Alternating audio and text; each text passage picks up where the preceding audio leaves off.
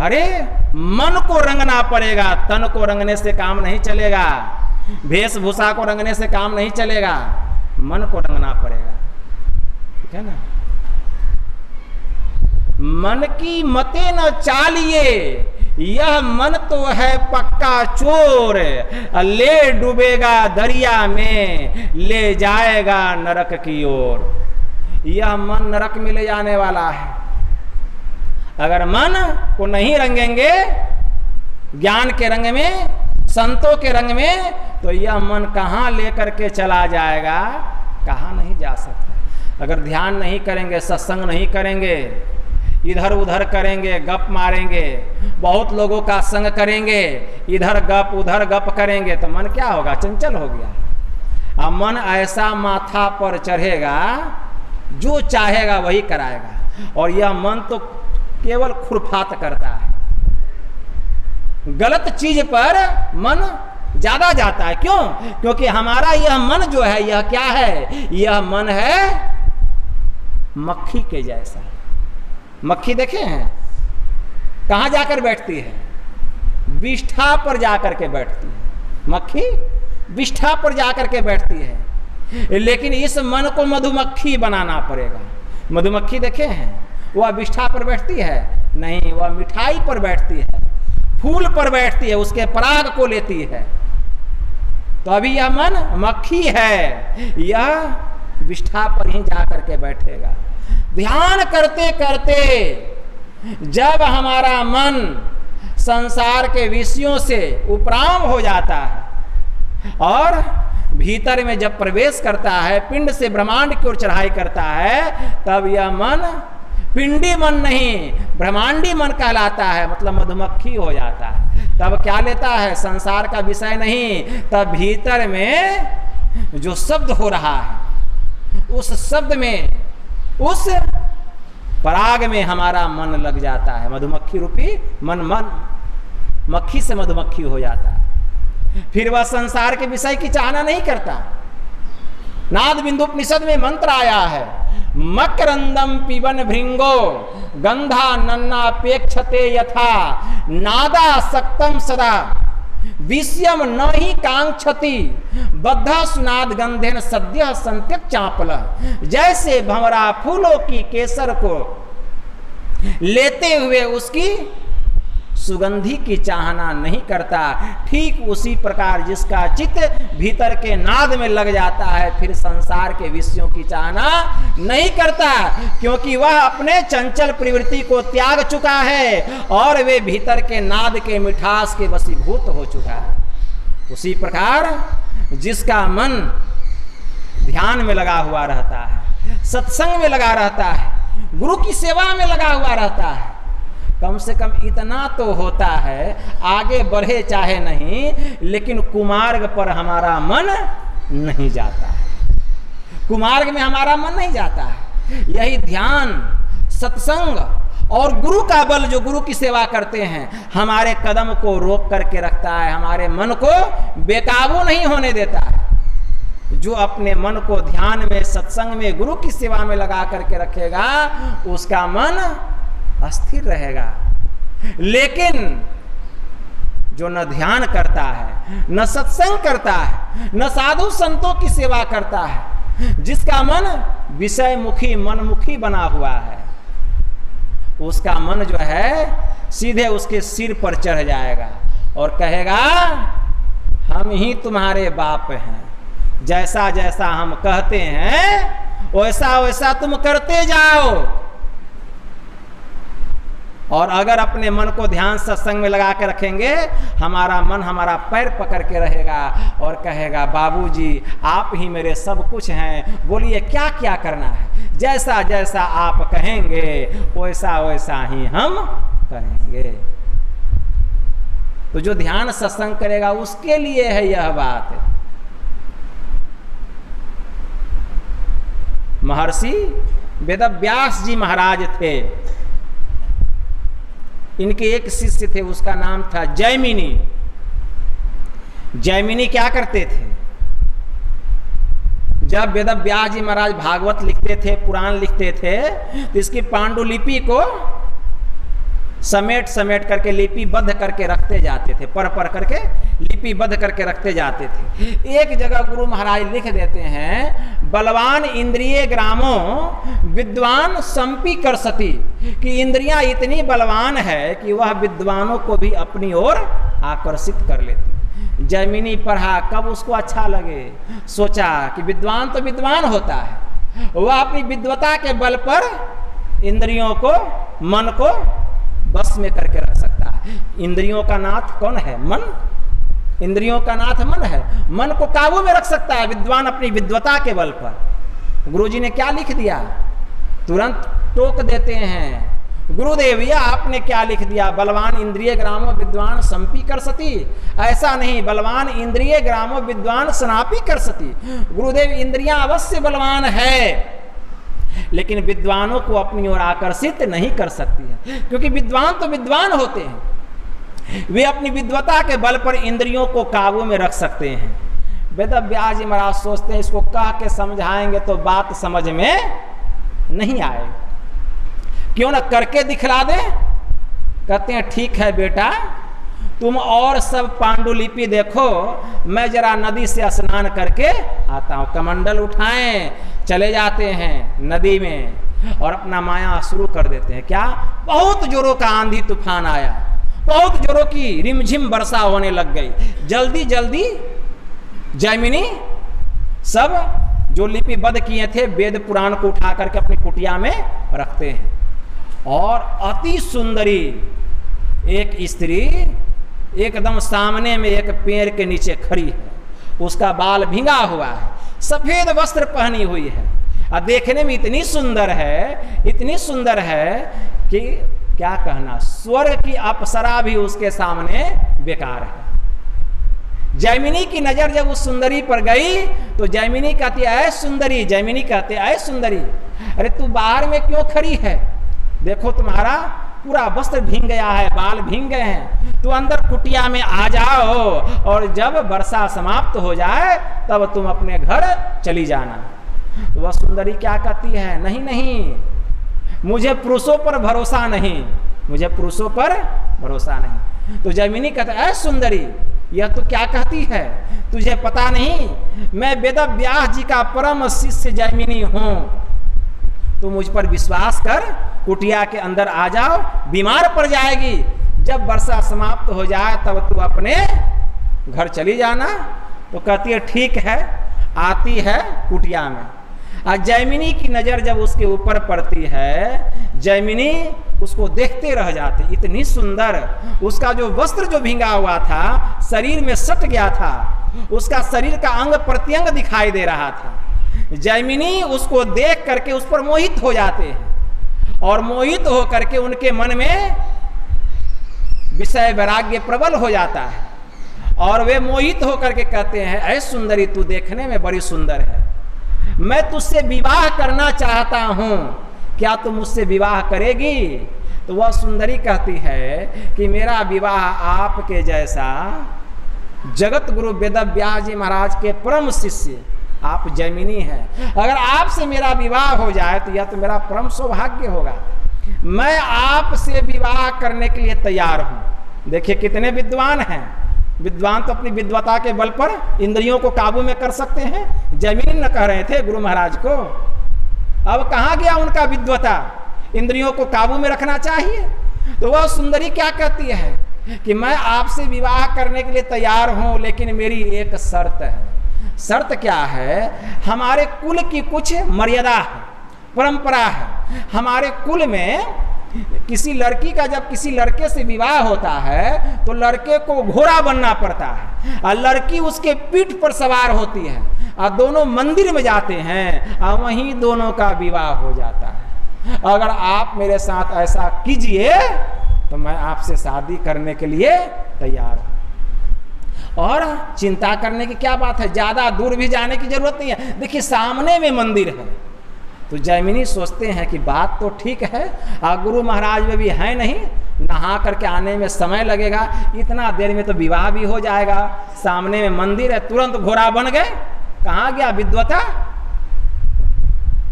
विद्वान अपनी विद्वता के बल पर इंद्रियों को बस में कर सकते हैं? जी नहीं, विद्वता अलग चीज है और ज्ञान अलग चीज है। तुरंत घोड़ा बन गए। और वह सुंदरी कौन थी? वह तो माया थी। वेद व्यास जी महाराज उसको प्रकट किए थे अपनी माया से। आज जब बैठ गई, जैमिनी का बाल था लंबा लंबा, एकदम बाल पकड़ ली जैसे कि घोड़े का लगाम पकड़ा जाता है। बस कहते चलिए, जा रहे हैं। जैसे मंदिर के सीढ़ी के पास जाते हैं, वेद व्यास जी महाराज खड़े हैं कमंडल लेके। कहते हैं बेटा जैमिनी, अरे तेरी क्या दुर्दशा। अब तो हक बक जैमिनी अवाक हो गए, एकदम काठ की मूर्ति की तरह, लकड़ी की तरह। और वेद व्यास जी महाराज ने अपनी माया को समेट लिया। वह स्त्री गायब, वह तो उनकी माया थी, गायब कर दिया उसको। और जब जैमिनी हक बक अब लेकर के आते हैं, कहते हैं बेटा अब बतलाओ, बलवान इंद्रिय ग्रामो विद्वान संपी कर सती कि बलवान इंद्रिय ग्रामो विद्वान सनापी कर सती। तब कहते नहीं गुरुदेव, आपने बिल्कुल सत्य लिखा महाभारत में कि इंद्रियां इतनी बलवान है कि वह विद्वानों को भी अपनी ओर आकर्षित कर सकती है। विद्वता के बल पर कोई अपने इंद्रियों को बस में नहीं कर सकता है। कोई सोचे कि हम बहुत पढ़े लिखे हैं, विद्वान हैं, कोई हमको गिरा सकता है? एकदम गिरेगा।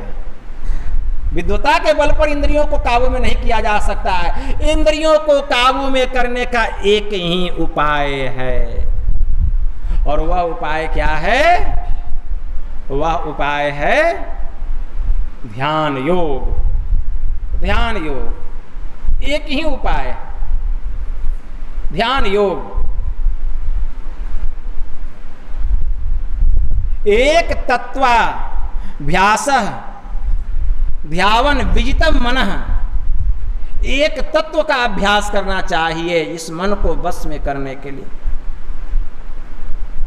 जो कोई एक तत्व का अभ्यास करता है, उसी का मन धीरे धीरे बस में होता है। मन को बस में करने के लिए गुरु महाराज की वाणी में आया, मन तुम बसो तीसरो नैना, मह तह से चली दीजो रे। अस्थूल नैन निज धार, दृष्टि दो सन्मुख जोरो रे। जोरी जकरी सुषमन में बैठो, गगन धरी जोरे। इसके लिए दृष्टि योग की साधना करनी पड़ेगी। दृष्टि योग की साधना करते करते जब दृष्टि की दोनों धार एक हो जाती है, हमारे भीतर में जब प्रकाश होता है, तब यह मन बस में हो जाता है। क्योंकि हमारा मन फिर संसार के विषय में नहीं, फिर भीतर के शब्द में लग जाता है। मनोमत गजेंद्रस्य विश्यो ध्यान चारिणः, नियमान समर्थो अयंग नीनांदो निशितांकुश। नाद बिंदु उपनिषद में मंत्र आया।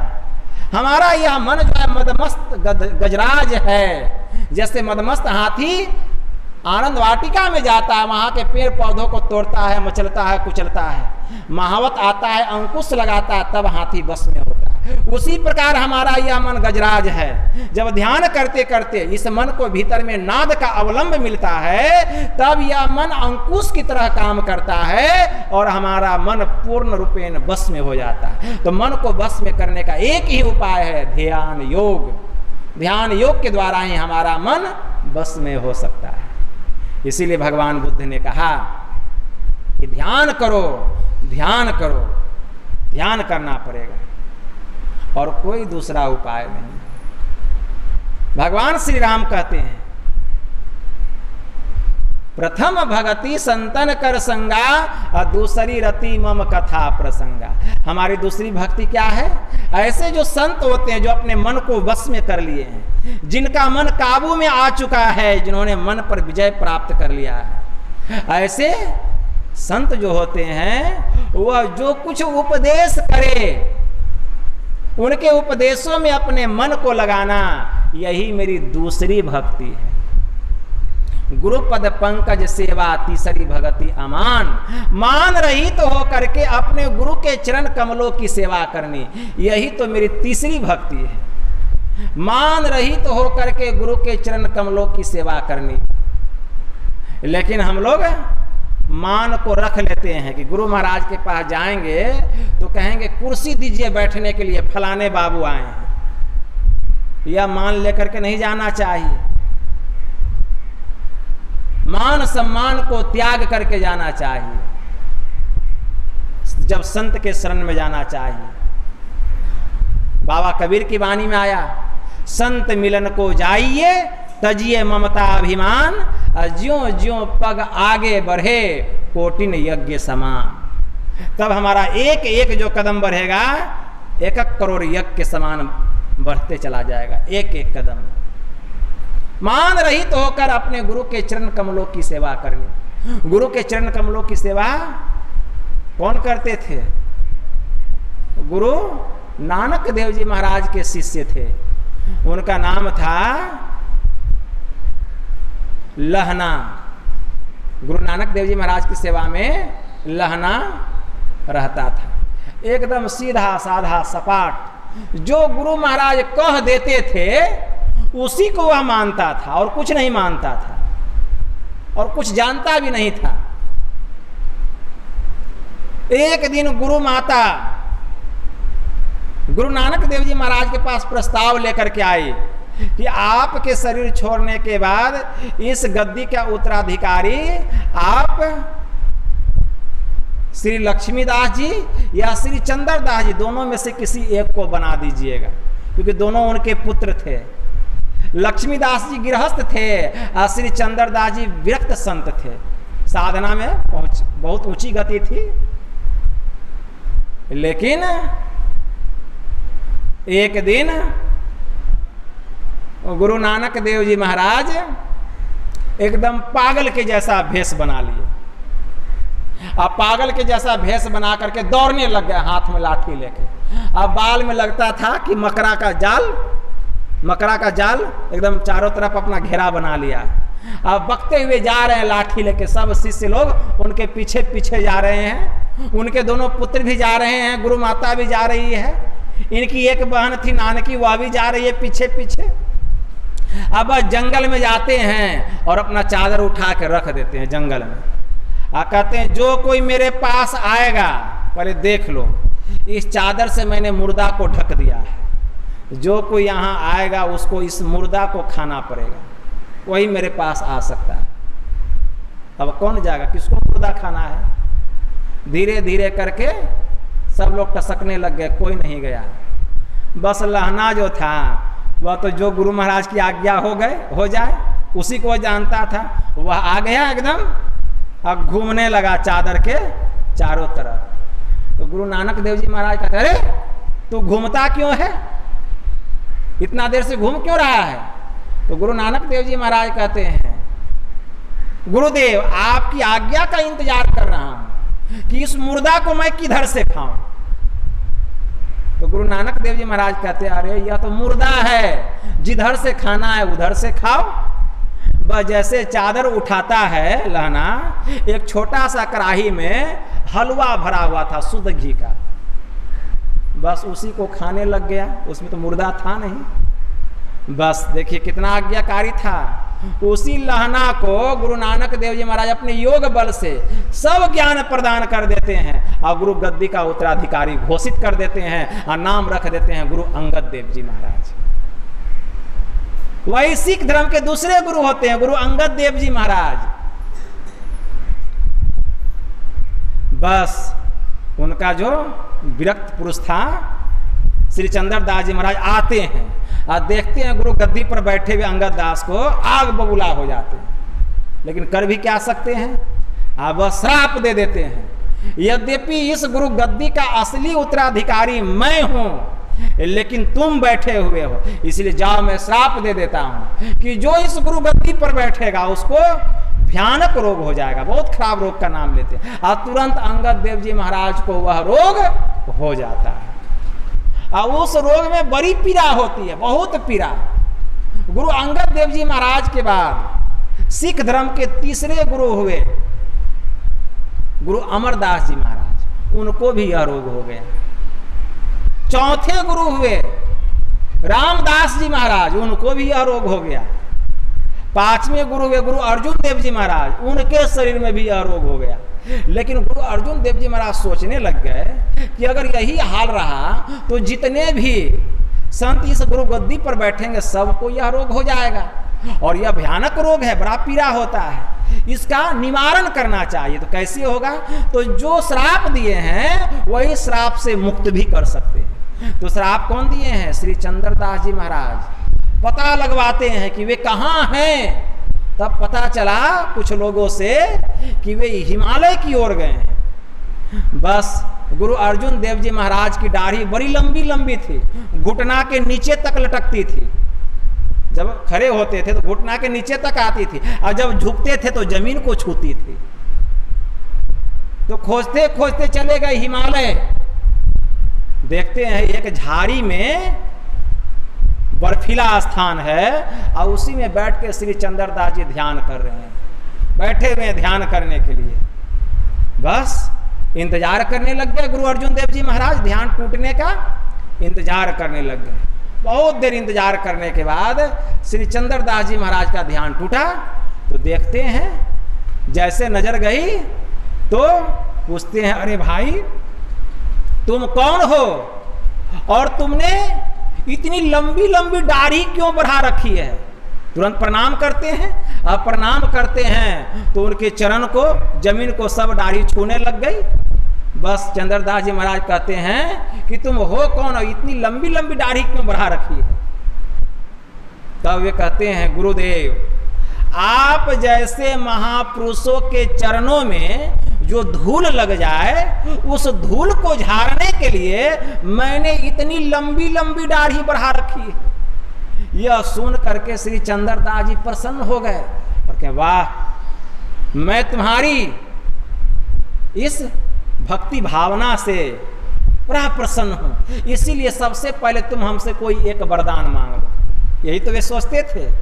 कहते हैं, गुरुदेव अगर आप हम पर इतना ही प्रसन्न हैं तो आप वरदान दीजिए कि आपने जो श्राप दिया है कि जो भी गुरु गद्दी पर बैठेगा उसको भयानक रोग हो जाएगा, अब वह रोग आप वापस ले लीजिए। गुरुदेव बड़ा कष्ट होता है उस रोग में, हमें भी हो गया है, लेकिन हमको कोई परवाह नहीं है। मेरे बाद अब जो भी उस गुरु गद्दी पर बैठे उसको ऐसा रोग नहीं हो। वहीं पर श्री चंद्रदास जी महाराज कहते हैं, एवं अस्तु, जा वैसा ही होगा। जैसे कहें जा वैसा ही होगा। गुरु अर्जुन देव जी महाराज के शरीर में जो बीमारी थी तत्क्षण समाप्त हो गई, समाप्त हो गई। तो यह है गुरु पद पंकज सेवा तीसरी भगति अमान। मान रहित होकर के गुरु के चरण कमलों की सेवा करनी, यही मेरी तीसरी भक्ति।